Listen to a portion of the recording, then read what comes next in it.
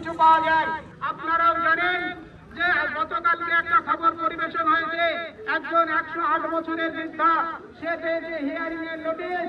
একজন 93 বছরের মহিলা যে হাসপাতালের মুমূর্ষ রোগী সে পেয়েছে হিয়ারিং এর নোটিশ। আপনাদের লজ্জা লাগে না?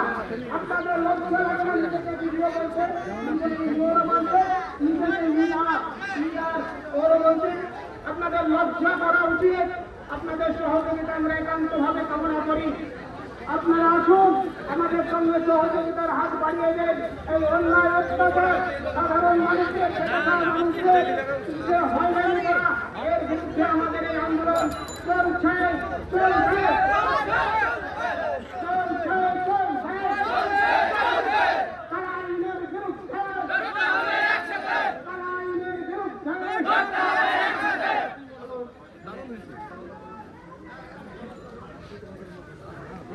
ভিডিও সাহেব, ইউরো সাহেব, AERO সাহেবের বিভ্রান্তমূলক নোটিশ সাধারণ মানুষকে বিভ্রান্তি ছড়ানোর জন্য আমাদের এই আন্দোলন চলছে।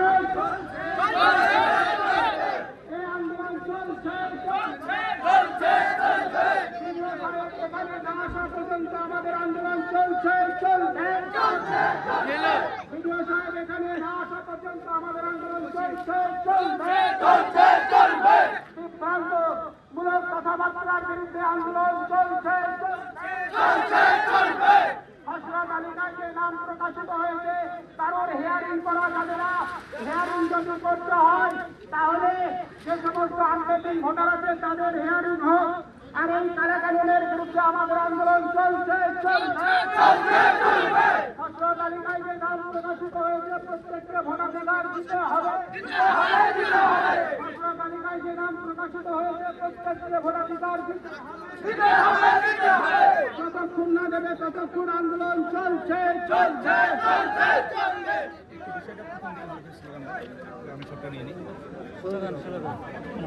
সম্মানীয় মাননীয় আমাদের ভারতবর্ষের নির্বাচন কমিশনার যখন এসআইআর সম্পর্কে বক্তব্য দিয়েছিলেন তখন তিনি পরিষ্কার বলেছিলেন ভারতবর্ষের যে সমস্ত ভোটারদের 2002 সালের ভোটার লিস্টে নাম আছে তাদের কোনো ধরনের ডকুমেন্টস দেওয়ার প্রয়োজন নেই। তারা জন্মসূত্রে ভারতীয়, এমনকি তাদের সন্তান সন্ততি, তাদের দাদু দাদি, তাদের নানা নানি, এদের কারোর নাম যদি ভোটার লিস্টে থাকে তাহলে তাদেরও কোনো ধরনের প্রমাণপত্র দেখাতে হবে না। আর যে সমস্ত ভোটারদের পিতামাতা, দাদু দাদি, নানা নানি এরা ব্যতীত এদের কারোর নাম 2002 সালের ভোটার লিস্টে নেই তাদেরকে নোটিশ ধরানো হবে এবং তাদেরকে প্রমাণ করতে হবে ভারতীয়।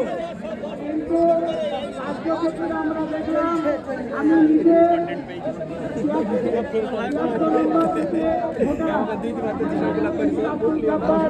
আমার দুই সন্তান আব্দুল করিম এবং রহিম তাদের দুজনের নামে নোটিশ। তাহলে নির্বাচন কমিশন যেটা বলেছিল 2002 সালের যদি তুমি ভোটার হও তাহলে তোমার সন্তানদেরকে কোনো রকম নথি দেওয়ার দরকার নেই, তাহলে আমার দুই ছেলের কাছে নোটিশ আসবে কেন? এটা আমার প্রশ্ন। কেন তারা নোটিশ পাবে? কারণ বাপ যদি ভারতীয় হয় তাহলে সন্তানগুলো ভারতীয় হবে না কেন?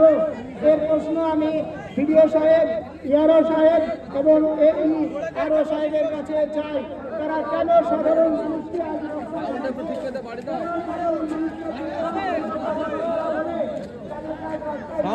সাউন্ডটা বাড়ি দাও, একটু সাউন্ডটা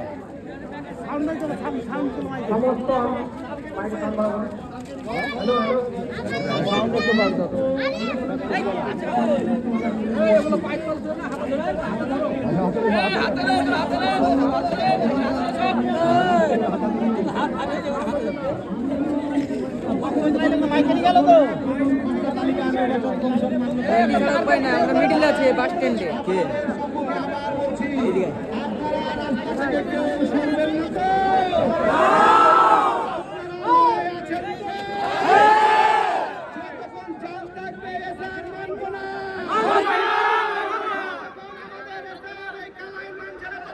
থেকে সর্বনাশ